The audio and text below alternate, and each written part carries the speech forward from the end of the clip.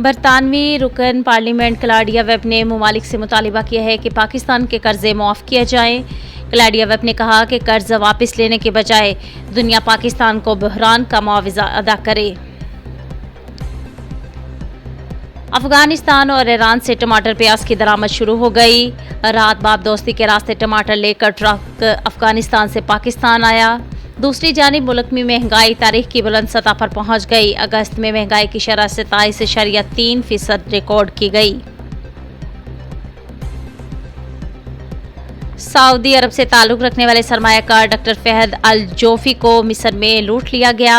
Saudi अरब के मुताबिक Saudi सरमायाकार doctor Fahad जो इस सरमायाकारी के सिलसिला में मिस्र में मौजूद थे।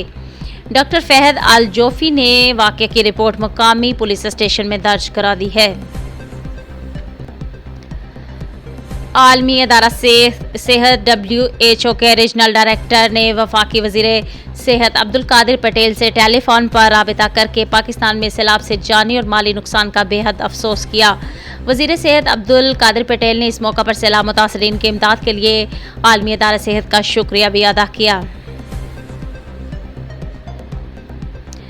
सिंध के ज़िला मोटियारी और सजावल के गांव सैलाबी पानी में डूब गए हैं। डिप्टी कमिश्नर मोटियारी के मुताबिक मोटियारी में वाक़या चंडन मोरी नहर में शिगाफ पड़ गया, जिसके बाइस पानी करीबी गांव में दाखिल हो गया। शुजाबाद की मशहूर शख्सियत कसूर मिर्ज़ा इंतकाल कर गए। कसूर मिर्ज़ा जो कि काफ़ी अरसे से अलील थे, लाहौर में अदालत के बाद अपने खालिक के हकीकी से जा मिले।